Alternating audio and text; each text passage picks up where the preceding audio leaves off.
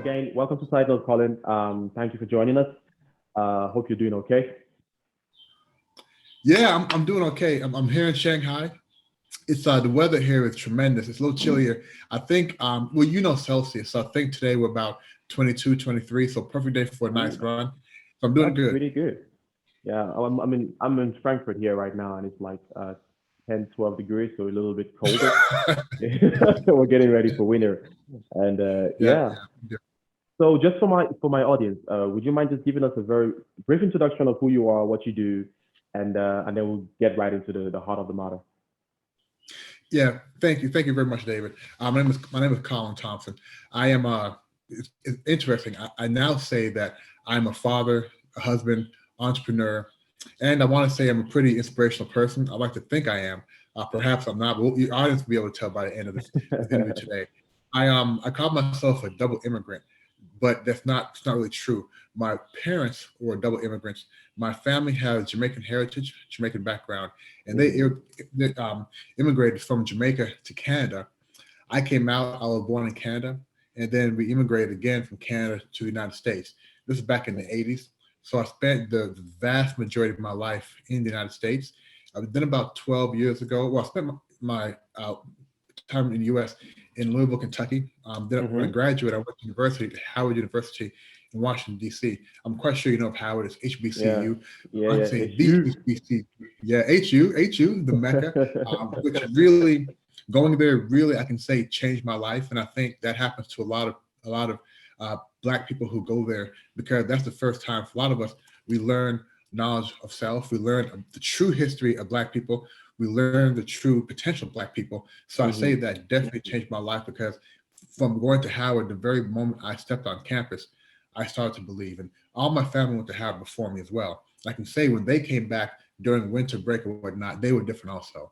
Right. They come back and give me Howard shirts, and you see, the black fist on and things like that. So I want to say that we grew up in a household where we were always believe that you can do anything you put your mind to, which is a very important part of my life. I then graduated Howard in '95. I went to work in IT consulting background. I went Hmm. back to Howard around 2003 to work there. First Okay. as the director of technology for the School of Business for about a year. And then they asked me to go down and work directly to the CIO or with the CIO as a senior project manager. So I did that. And luckily at Howard, it's a beautiful thing. If you work there, they have this thing called tuition remission, which means if you work there, you get a major discount if you want to take classes. So I said, Right. hey, I'm going to be here for a number of years working. I might as well take classes. So I did get my MBA from there also, a double MBA in supply chain management and e-commerce. Wow. And that's very important because I've always had this dream or desire to work and live abroad. But how do you get there? Realistically, how do you get there? There's two concrete ways. One is through university. You go there Hmm. for a study program, or you go there for a short-term work contract, a major Yeah. multinational company, and you go there for a number of months, a number of years. Luckily, majoring in supply chain and e-commerce, IBM was a perfect fit. So in 2006, I joined IBM into their management training program. And about a year and a half later, they shipped me off to Shenzhen, China, which is the manufacturing hub of China, in the southern part of China. I landed there literally December 31st, 2007. And Yeah. I've been here ever since. I'm in Shanghai now, but I Wow. started there. That was 12 years ago. So that's my story. Well, almost my story. In 2018, I did launch my own conglomerate. I say conglomerate, but it's only two branches. Right? One branch in You know. Shanghai, one branch Yeah. in the U.S. But Okay. we do business, yeah, business consulting, life coaching, and training. So it's Cool. an interesting lifestyle now. Pivoting, I wouldn't even say pivoting, but continuing uh, to to align myself with the life that I think is best for me and my family. So we'll go into that more. So that is my short story of who I am. That's quite a story, man, and quite impressive as well. Like with with pursuing the masters, the double masters, and being open to to learning more. like getting more knowledge out there. And just life coach. Was that something that you're always passionate about, or is it something you decided from a more strategic point of view, like this is something that would be more bring more revenue, or was it just something you just felt like you're passionate about it and you wanted to go after it? I would say not at all. I was not interested in life coaching. I was actually skeptical about life coaching. I remember about 6, 7 years ago, I was at a little casual birthday party, and Yeah. we were doing introductions, and I was having a conversation, and a woman said she was a life coach. In my head, I'm like, life coach, Yeah, what is that? right? I'm like, I what told kind my of made brother up? yesterday, like I'm interviewing someone who's a life coach, and he was like, "What do you mean?" I'm like, "A life coach." He's like, "Okay, I'm looking forward to that episode." Yeah, Yeah, what kind of made up superhero job is a life coach? And that was about 6, 7 years ago. So right, about 10 years, I got pulled into it. And literally, I got pulled into it. I have always been very big on motivational speaking. If I had my dream jobs, it'd be two jobs: a high school wrestling coach, which is a totally different conversation, yeah, and I would be a professional motivational speaker. Ever since I would say high school, college, I was very good in sports. And when you're the best player or when you're a leader on your team, the coach will always tell you, go motivate your teammates, get them ready. right, right, So from a right. very young age, I was very big on motivation and trying to help people think out of the box. Again, my family and I, we didn't have the PTSD, the post-traumatic slavery disorder that a lot Yeah, of African Americans have in the U.S. because we didn't grow up there. So coming from outside, you have that belief you can do everything. So and that's very important because you tell people, hey, you can do anything that you put your mind to, but you have to believe that when you tell them that. So hmm, motivating people has always been a big part of who I am. Luckily, I was always consistent.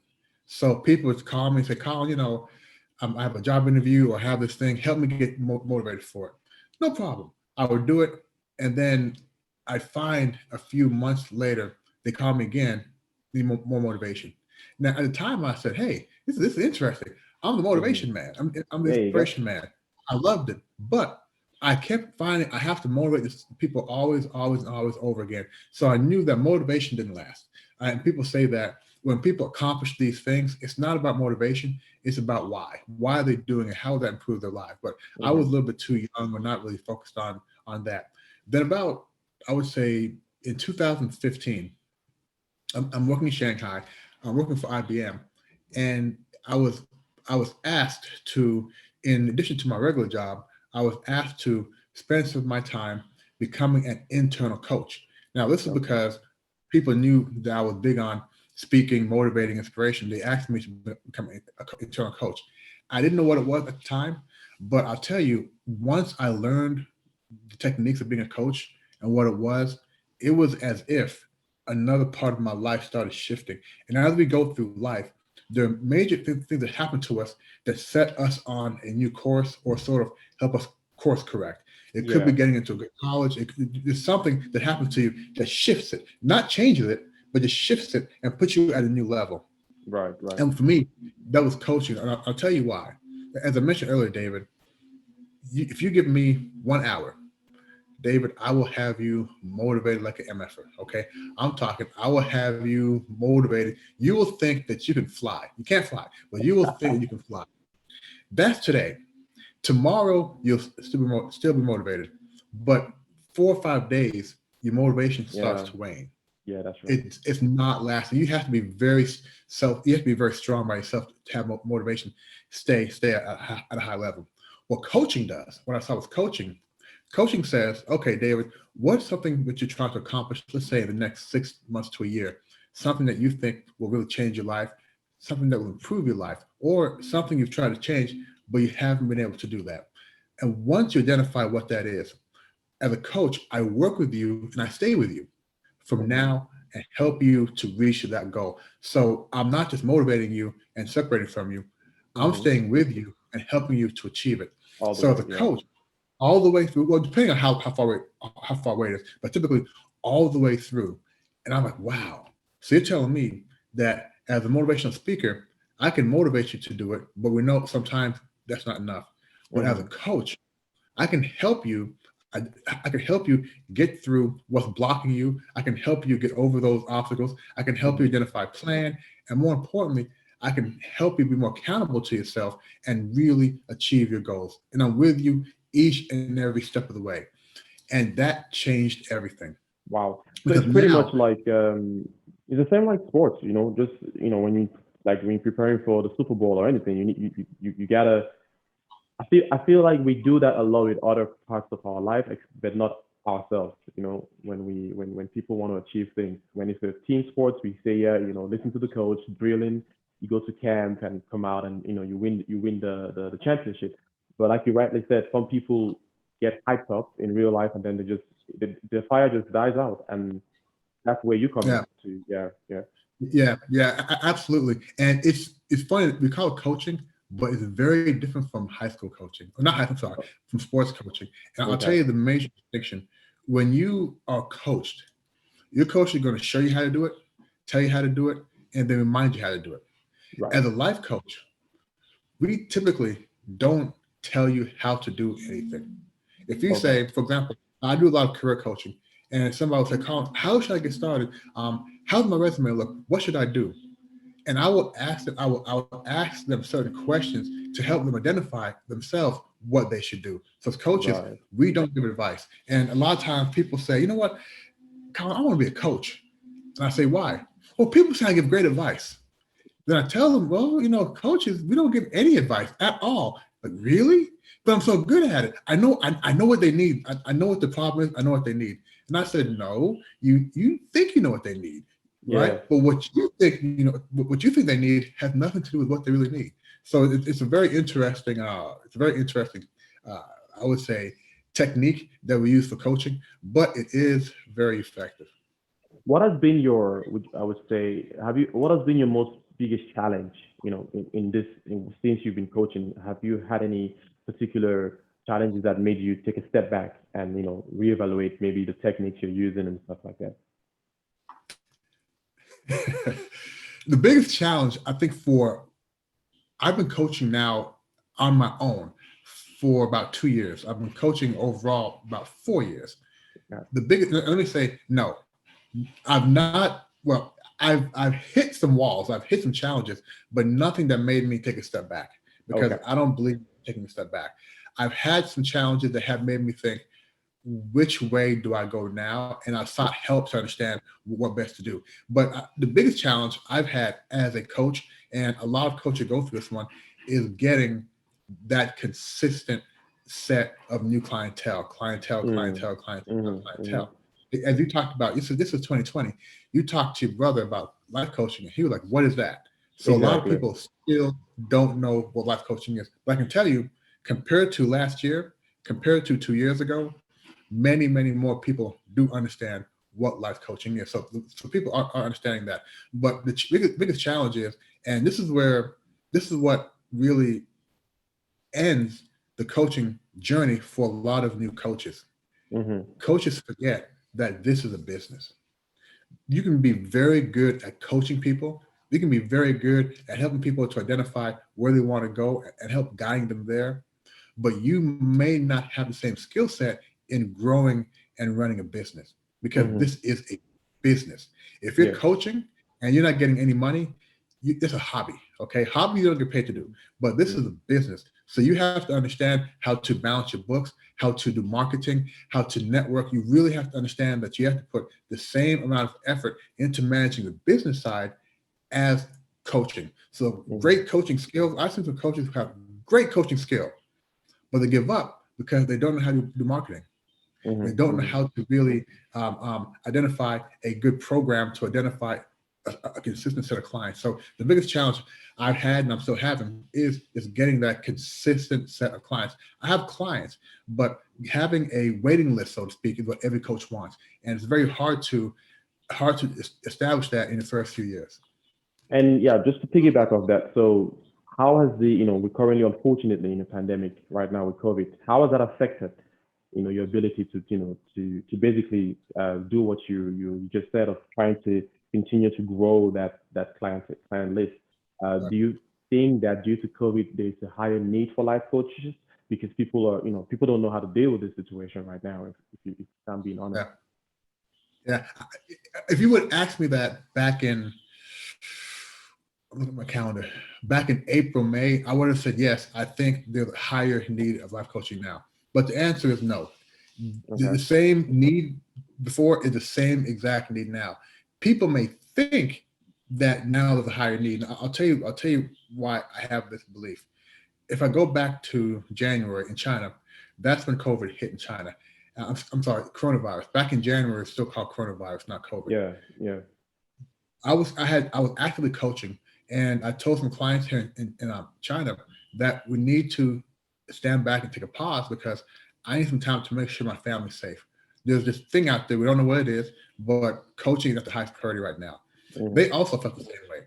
They did not feel comfortable coaching either face-to-face or via Zoom while this was taking place. So we took a pause. But about a month later, they called back. I had my old clients and friends in the US call me, even from Europe, saying, Colin, this COVID thing is really affecting us. My home, which used to be a place where I would eat, have some entertainment, some food, and sleep. Now it's my kids' education center. It's my wife's workplace. It's my wife's beauty parlor. Right. It's my kids' school, playground. It's my work environment. Everything is happening now inside the house 24/7, and I'm not being as productive at work. I'm getting a little anxiety. I'm feeling a certain way. It's causing me to snap at my kids, more arguments with my wife. So how do I manage this time? And so many people had trouble. If you think about where you are, I'm quite sure you guys had some lockdown for a while. Yeah, those first few weeks, okay, so I'll ask you, those first few weeks compared to a month and a half later, was it easier to manage those restrictions? Oh no, I think personally, my first 2 months of the initial lockdown, I almost lost my mind. It drove me crazy because we couldn't literally step outside. So there's only so much push-ups you can do and stuff like that. So yeah, it wasn't a nice. I don't have fun memories of those first 2 months. Yeah, Right. Only so many push-ups you can do. Only so many TV shows you can binge watch. Yeah. So people really saying, Colin, can you help? So myself and other coaches started doing COVID coaching, where we help people deal during these COVID times. But it was a lie. It was a lie, David. And I'll tell you why it's a lie. If you said that, you and your spouse are having more arguments and are bumping heads more during this time, and you need some coaching on how to respect each other's personal space and whatnot, what I would say is this is not due to COVID. If you had issues now, all COVID does is make them bigger. If you had little cracks in your relationship, what COVID does, it puts more pressure on those cracks, so the cracks are going to start to expand. So even if you had trouble being productive at work prior or issues prior, all COVID does is make things bigger. So we're not talking COVID coaching, okay? We're still talking about life coaching. So when you do it in that context, people stop putting all these negative aspects on COVID. Now, COVID is not positive, but because it happens, it's still here. There's still things that can be done. So going back to your question, there's still a lot of people who want coaching, need coaching now. We're trying to make sure they understand that, yes, these are the COVID times, but this is still regular life coaching. And I would say the biggest, the most of my clients now, previously, most of my clients were coming to me for confidence, or they have a goal of being more productive or developing better habits. Some were there for career coaching. Now, most of my clients are here for career coaching because people recognize that the jobs are going to come back. And right now, either the job is gone or their job responsibilities have stagnated. When that gun goes off and they say, okay, the economy is opening back up, everybody's going to go for jobs. Yeah. What can you do now to make sure that you are a better candidate than anybody else? So a lot more career coaching now, helping people get ready and get skilled up now, because when the gun goes off, everybody and their mother is going to go for the same job. Yeah. Right? It's gonna be how do you make sure you're a better candidate than them? So there's a lot of activity for coaching, and quite frankly, a lot of coaching takes place even before COVID. took place online, right, via Zoom and whatnot. So there Mhm. has been a really, really big impact. Okay, thanks for that. So I wanna shift to the caucus of the call. So we titled it Experts and Their Cultural Heritage. You mentioned earlier that when you went to Howard University, you got to finally learn about the Black history, and get and also that kind of gave you a better understanding of yourself, and also your background from Jamaica and your experience in Canada. I feel like my question, I guess, for you is, what has your experience been like staying in touch with your diverse roots, and cultural heritage? For example, right now in China, because you're in a different society, different Right. culture. How has it been to still be in touch with your roots, so to speak? David, let me tell you, brother, that's a great question. I love it. I love this question. And I'll tell you why. Last Sunday, and I was ill last weekend, and last Yeah. Sunday, I had the honor of facilitating a webinar at 6 p.m. China time. Hmm. The person who was sharing, who was our guest, was in Jamaica, 5 a.m. And she was my cousin. And she wrote a book that talks about the history of patois, which is a Jamaican dialect, the way they Hmm. speak, a history of Jamaican patois, and history of some themes and about Jamaica. And here in Shanghai, I'm a member of the CAC, the Caribbean Association of China. So we have Okay. Caribbean from the Caribbean here who are forming a group, and I'm a board member there. Excuse me. So I was honored to host my cousin for her first ever interview book sharing outside of the Caribbean. Outside of, I would say, in China, in Asia. Okay. And I was proud to have people here on that session, Chinese people, Caribbean people, European people, all hearing her talk about Jamaica and our heritage and our culture. Most people over here know about not even Bob Marley. Most Chinese don't know about who Bob Marley is, right? Wow, that's But they huge. but they do know who Bolt is, Yeah, right? yeah, yeah, They yeah. do know Usain Bolt. So they have an idea of Jamaica, and they're very open to learn about the culture. So you talk about uh, remembering our culture. This goes back to, I mentioned my parents left Jamaica. I would ask my parents a lot, so will you guys go back and retire in Jamaica, live there? Like, no, we're not going back to live and retire in Jamaica. Because Jamaica is a very poor country. The economy Hmm. is based on tourism. So a lot of people look to get out, and it's hard to go back. Now, Yeah. my dad did a great job of going back often to visit. So in my household, one of the things I was worried about is, in my house, you come to the front door, it's Jamaica. It smells like Jamaica. The food, the culture, the music. You walk out, it's back to American style. Yeah. I was always Yeah. very, very wary or nervous of, I want my kids to have the history of Jamaica also. Because I'll Hmm. tell you the truth, I feel Jamaican culture is much more rich and interesting than American culture. Oh That's yeah. because I grew up in that, right? So I Hmm. have to believe Hmm. that. Yeah. So my concern was, how do I keep that bond going? So about 20 years ago, I started going back to Jamaica at least once every 2 years with my father. My mother passed away by then, but going back every few years and making sure that I met the family we have there, because Okay. there's a disconnect. Some family in Jamaica can't come to the U.S., so I want to make sure I know who they are. During that time, one person who I rediscovered was my cousin Don, who I hosted last week, which is Right. why it was so interesting for me, because that was part of, as you mentioned, making sure we keep that connection. When I got married, before I got married, and my wife is from Hong Kong, before I got married, I took my wife to Jamaica to meet family. We That's got cool. married in Jamaica. Okay. And it was Beautiful. very, very important that we got married in Jamaica to me, because that is where my family is from. So I wanted to keep that culture there. Now I don't know, both my parents are gone now. I don't know a lot of my family in Jamaica. They know me more than I know them. But and being in China is very hard now to go from China to Jamaica. But we do keep in contact with all our family in the US. Okay. But so it's more challenging now to keep the culture there. But one thing I have made it very clear to my wife is, my son has two names. He has Quincy Chunka, and Chunka is a Chinese name.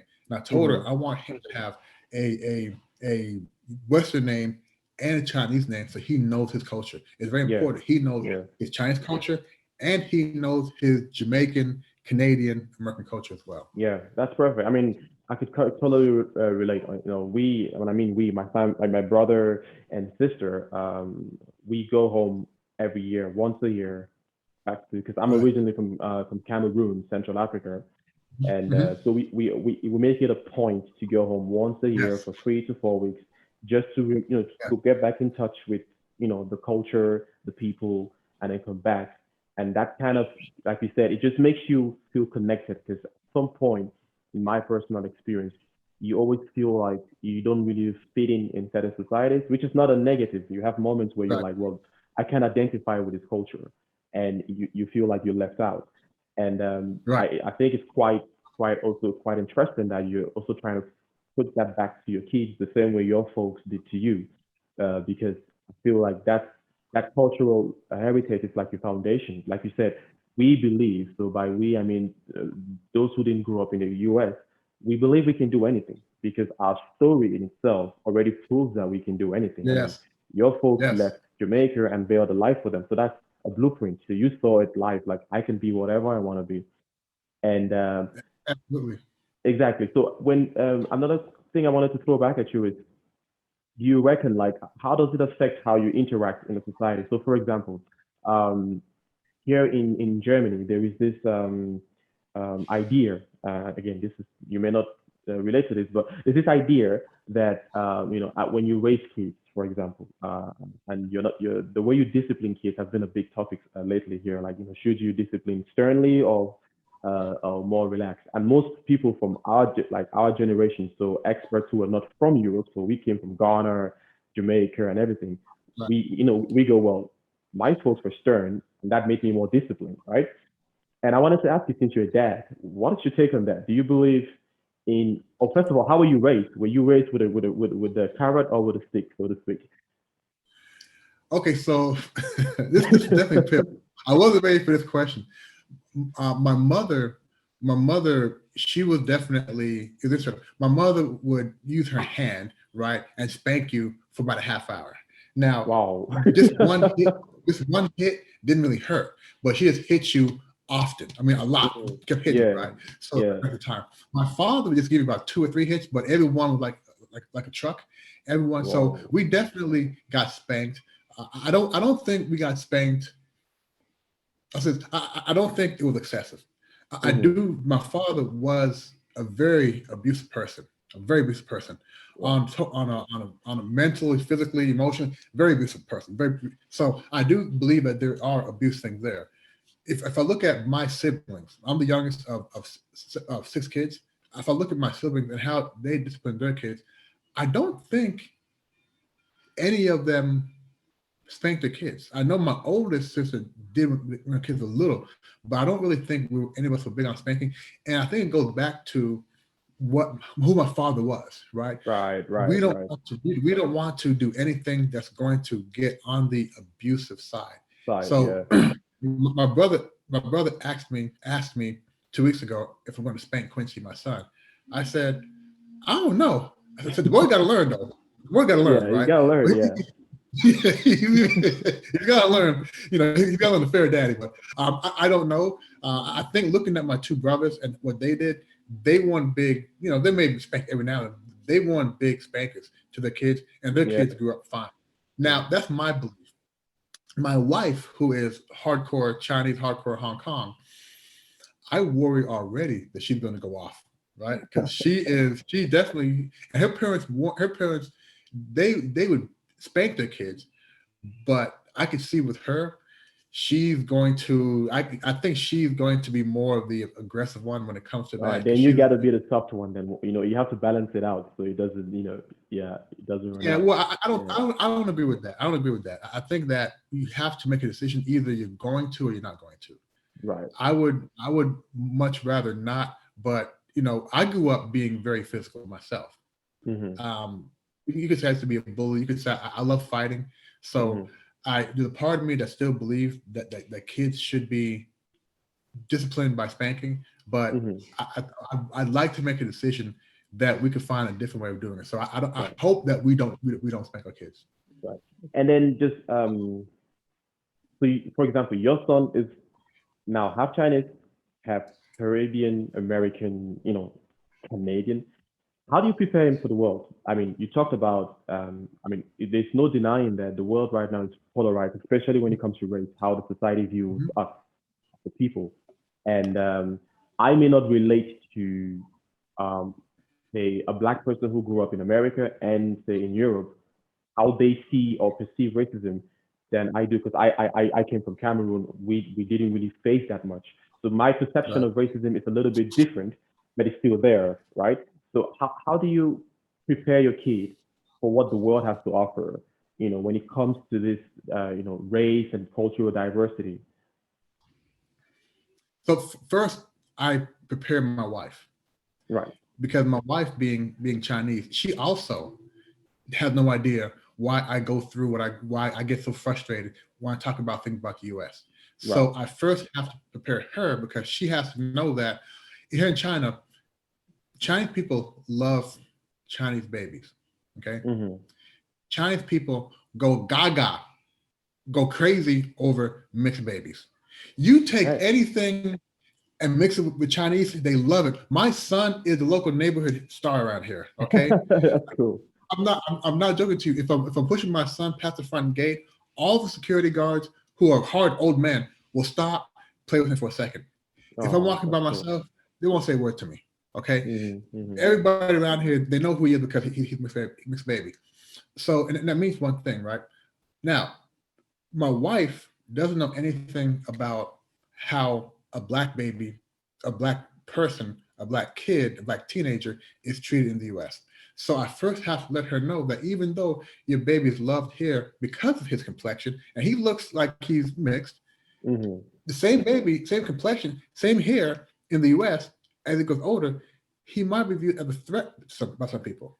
Mm-hmm. So I have to first let her know and guide her and let her know, look, every time I go to the US, I say, whoop, whoop. When you hear police, don't talk to them. Okay. Don't respond to police. Know where they are. And she goes, why, Colin? And I said, honey, here's why. Is it really that bad? Yes, honey, it's really that bad. So the first thing Yeah. is let her know the situation. And it's not always fun because this year, especially, Ahmaud Arbery, George Floyd, every Yeah. time something happens, I bring her here and I say, watch this. And she's tired of watching it, right? And I've Mm-hmm. learned that because she'll watch it, but she still won't feel the same frustration I feel. But I Mm-hmm. want her to know this could be your son. Okay, so you have to be aware. So the first thing is make the mother aware, because the mother will also influence the son, our The son. sun. Yeah. So Yeah. yeah, so with Quincy, I think the same thing because he's growing up right now outside of the U.S. And I want him to grow up hearing about those things but not experiencing it. Because as you said, when you first went to Europe, when I first went came to the U.S., I didn't have the same yoke on my shoulder. I looked at things from a different perspective. Now, Yeah. knowing when the police see me, they don't give a F if I'm from Cameroon, South Africa. I'm black, right? So they don't Exactly. care about Yeah. They don't care about that. that. Right. Yeah. Right. So he's young now, but as he grows up, sad to say, I'm going to have that talk with him about police, about people of other races, and what takes place in the U.S. But right now, I'm able to shield him from that, and I'm Right. going to shield him from it as long as possible. But I will Yeah. get him to the U.S. for the first time next year. But there's not much concern of a toddler right now in the Yeah. U.S. Yeah. I mean, that's something I'm also when I become a dad, that's something I have to deal with as well. So thanks for that answer. But what do you say to people? I mean, I've met some black or minority people who, as a result of um, this state of affairs with when it comes to how we are viewed, some people literally turn their backs on their heritage, right? So they try as hard as possible not to identify with your culture because of that concern of how it's going to be perceived. What would you say to those people? I wouldn't say anything to them. Because I say that because those people would not be in my social Circle, crowd, yes, right? yeah, In my social area, because the people who I spend time with are people who are like-minded. Now that shows a lack of diversity, right? yeah, But so So, but yeah, I don't really spend time with people who are trying not to be who they are. And it's Mm-hmm. interesting because here in China, you have a lot of Chinese people, ABCs, right? American born Chinese. So Mm-hmm. their parents were Chinese, moved to the US. Their parents came back, the kids stayed there, come Mm-hmm. back now, and they're Chinese through birth or through the family, but they're not homegrown Chinese. And sometimes they try to spend more time with foreigners than they do Chinese. With yeah, So you yeah. see this, you see this everywhere. Now, I wouldn't say they're turning their back, but they're treated differently. Some Chinese people, if you grow up outside China, you know what having, let's say, freedom of speech is. You Mm-hmm. know what your rights are. You come back here, and it's not the same, and it's hard to, it's hard to go back into that square peg once you turn around.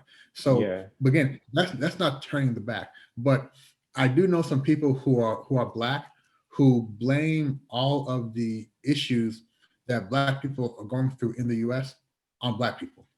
They Okay. say, they say, well, look, more black people are killing black people. Black people use all this negative stuff. Yeah, yeah. This And rhetoric. I'll, yeah, I'll tell you what I say to them. Well, I'll tell you what I say to them. Not a damn thing. Because I've learned in life, you have to, this goes back to having what I call unreasonable confidence, being able to maintain motivation. You have to Mm-hmm. be able to filter out the noise. And when I was a hothead, I used to be a hothead. When I was a hothead, oh, I would have addressed that guy. But now it's noise now. It's noise now. And I choose Yeah. not to let certain things even come into my system. And that's so important because if you think about people who want to live the best life, you're doing this podcast. I'm not sure how long you've been doing it, but let's go back to when you first decided to do this. I don't know. Maybe you told somebody your dream. I want to do this podcast. I'm helping people. And somebody says, come on, David, you're not a podcast person. That's not your thing, Yeah. right? Tell me about it. And they Yeah. try to discourage you. So you Mm-hmm. have to know how to filter out the noise. You have to know how to not even entertain those things. So I would say that I've learned very well how to be very selfish with content I let actually stay in my mind and be on my mind. I can hear it. It can go in and out just like that, as if I never even heard it. So I would not respond to that person at all. Just like I wouldn't respond to somebody who said, well, you know what? Black lives matter, but white lives matter. All lives matter. Cops lives matter. I wouldn't even, and you have some black people who will sit there and argue, right? And I'm like, look, Mm-hmm. man. And I was invited to do a thing a few months ago and really share my view on Black Lives Matter, tell people what it's about. And somebody came in there and their thing was, all lives matter. And Mm-hmm. I just said, you know what? This is not the forum for me because if I'm here to have to prove to you guys that Black Lives Matter, that's not why I'm here. If you Right. want to Right. understand what it is, that's one thing. But I'm not here to prove anything to you guys. So I Mm-hmm. have to go. So you have to really, you have We to have have to that be strength. yeah. I feel like you said being selfish, and I kind of think it all falls again back to what we're talking about. Like as a community, when I compare the black community with the Asian community, with the Indian community, the way I see the difference is the Asian community and the Indian community, they are very, very close with their heritage. So this is how the Asian community stays.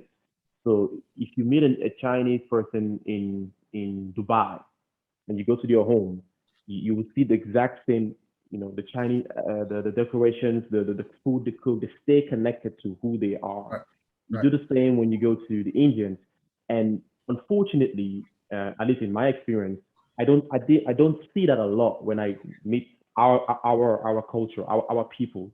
We tend a lot to try to identify with the other race, as opposed to owning our own culture and literally standing there and go, this is who we are unapologetically.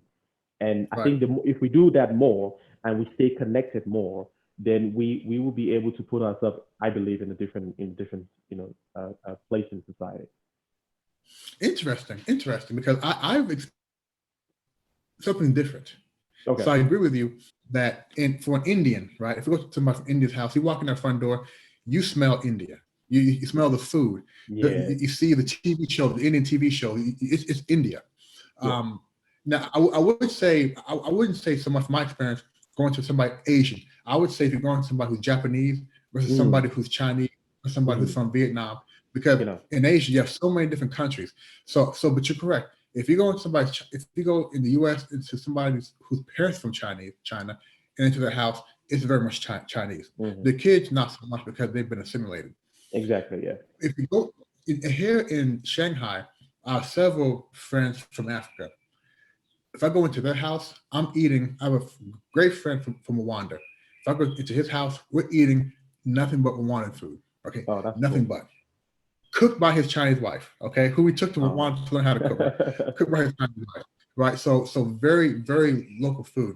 If I go to my African or Black American friend's house, it's just like an American house Hmm. Hmm. because he's from America. So I don't know the difference between a Black American's house and a white American's house. Subtle things. But I think that a lot of times, if you look at like for Black Americans, there is no Black American house style. You know what I mean? It's going Yeah. to be more American. It'll be more Mm. American. Now I think Mm. with Africans, somebody from Nigeria's house will be very different from somebody from say Botswana. Yeah, I definitely. Yeah. assume. Yeah. I Yeah. assume, but I And I think think you I make a fair haven't. point there, because the Yeah, difference is Africans who go abroad, obviously, they, like you said, they, like your Rwandan friend, it's easy that way because they have something to relate to, right? Which is right. why I think last year there was this big flux of Americans going back to African countries Yes, to get in touch with their heritage. And I believe that's very right. important. So when you identify, oh, my ancestors were from Ghana, I would say go to Ghana and get to familiarize yourself with that culture. And that's something you can bring back and, and teach your fellow Right. black friends and community, because like you said, they don't know anything else. That's they know the American way. There's not really the black. Yeah, Yeah. yeah, and it's interesting because first of all, I think we're all from Africa. I wish I knew about the culture. I just learned that my family in Jamaica um, came from Ghana, I believe it was. I just learned that. I'm not Oh sure. yeah, that's lucky, man. Ghana is lit. But what I'm saying though is, if my kids were born in the U.S. and we want to check their ancestors, you can go back a few hundred years in the U.S. How Mm. much time would I spend teaching them about our African history versus telling them we want to now start talking about our wonderful American history, because we now Hmm. want to say, you know what, yes, we're African, we're from Africa, but we also want them to start claiming where we are, claim the U.S. as home also. We now Yeah. want to start being able to so how do we identify, in the 16, 17, 1800s, who were the really Black heroes there? How do we let them know more about the history there as well? Yeah. Because it's great to learn about Africa, and I think we all need to as well. But I also want them to know about the real beautiful history of Black people in the U.S. as well. Yeah. So they can also feel proud of being, Yeah, different, yeah. being in this side of the world. Yeah. Yeah. Now, Colin, thank you. I've gone way over the scheduled time, but thank you so much for exchanging this with me. Let me say one more thing. Yeah, Let's do one yeah, more thing, if yeah, you don't mind. Sorry, because you started this conversation, so we got to go here. yeah, One of definitely. the things, one of the things that has bothered me for years, and still, I think about all the time. Growing up in Canada, growing up in the U.S., being here in China, anytime we want to talk about the history of the world, they talk about how the great artists were all from Europe. They talk about how the great kings and queens were all from Europe. What about I want to see movies and stories about, the kings and queens in Africa. You're Oh telling yeah, me that during the Roman time period, the Greek time period, there's nothing in Africa? Come on, man, get away from that. yeah, What that's about the true. story of Africa? When are we going to start seeing those books? When are we going to start saying, look at the history, look at the art, the artifacts, look at the everything that took place in Africa? Now, yes, you can say, look at Egypt. Yes, we have Egypt. I'm talking about besides Egypt, right? Yeah, In the yeah. core of Africa, Hmm. where are the stories that come out of there? There's one of the richest people ever in the world. I forgot what his name was, from Africa. This is so bad. I can't remember his name. Right? King Okay. Solomon. Right? King Yeah, Solomon. King Solomon. Was Yeah. King Solomon. Right? but we never hear these stories. So to me, it's even frustrating because there's no, I can't even go to YouTube or Google and find the Black history, the real Black history. You can go to Mm, museums and see all these artists from these European guys. Where is the equivalent? Even China has that now, right? yeah, Where is the equivalent from Africa? yeah. That's what I want to see. We need to be able to tell our story because we can't expect a European to tell our story because they're gonna give their version of our story, and that's something we as a people have to do. Now, I'm not sure how. Maybe our scholars need to step up and really put those materials out there. Because, for Right, example, I don't know much about uh, Cameroon history, like really in depth. All I know was what was taught to me in school, but the books which were being given to us in school were written by the French. right, So we're taking the right, French version right, of our story, right, and I'm like, right, that's not the full story. Yeah. right. So what happened before the whites arrived, before colonization? It's a black hole. Like we don't know what happened before Yes, that. black holes. Savages. It was a Yeah, savage land. yeah, Before we brought Christianity yeah, here, it was a savage land, you know. And I yeah. tell you It's the yeah. book when things fall apart, which I read several times.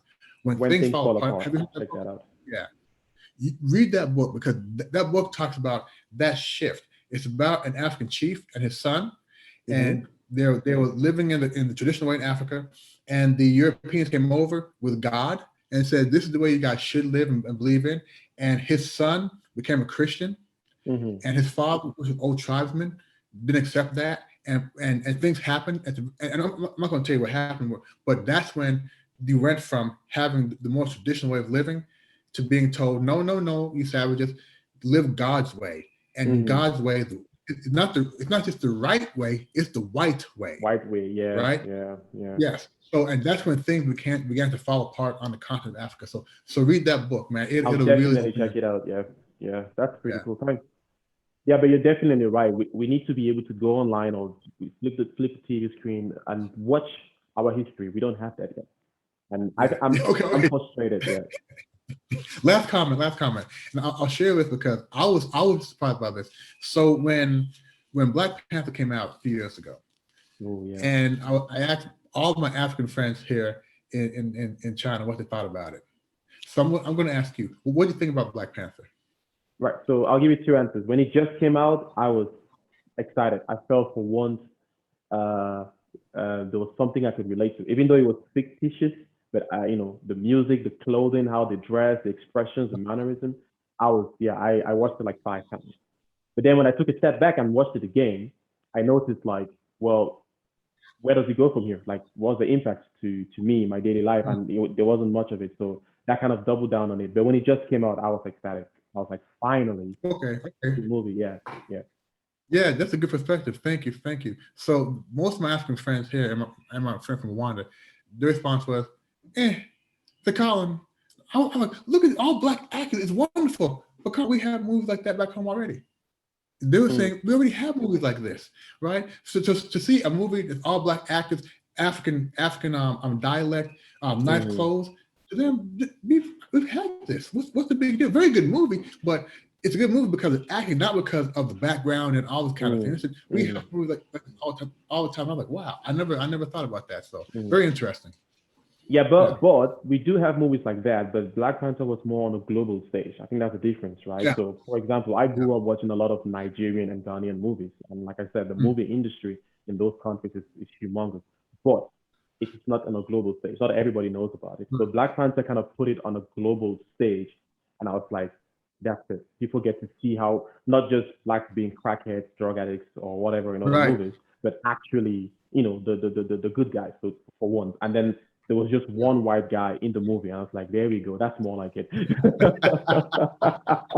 Yeah, right. And it wasn't called a black movie, right? It was Mm, still a Marvel movie. So if you go exactly. to find Black Panther, you won't find it in a black movie Black section. section, yeah, yeah. So, Yeah. but I think if we take more control, so like for example, Tyler Perry has his own studio now, so he has more Mhm. autonomy on what kind of shows to do, and then we back these kind of movies. I think we will put away from the Hollywood scene and create our own Hollywood where we don't adhere to their standards. Because at the end of the day, they have what they call gatekeepers, so they decide what movies to put out Right, there. right, And so if we right, do more like what Tyler Perry is doing, if we have more Tyler Perry's, we'll get to a point where we would now ask me as a black person can choose only to watch these types of movies because there's right, more of it out right. there. Yeah, yeah, Yeah, yeah, the thing though is I think we have to put movies out that have, majority black, not just actors, but the people making the movie, the people yeah. on The the set, writers and the stuff. Yeah, cameraman, more people of color there. But the movies still have to entice a diversity of viewers, not exactly. just black. Because to Hmm. make that money, you have to have diversity in your audience. You have to have white, black, Indian, Asian, all Exactly. wanting to Yeah, watch the movie. yeah. Yeah. No, cool. Good talk, man. Really, I really appreciate this. So again, thank you so much for stopping by. What's gonna happen is I'm gonna obviously edit everything. Once it's ready, before publishing it, I'll send it over to you. You can have a, you can listen to it, and then obviously we'll publish it and then take it from there. I do appreciate your Yeah. time, and Yeah. So yeah. David, let me just do a little 30 seconds on how people can find me. Oh yeah, I was about to say that. So yeah.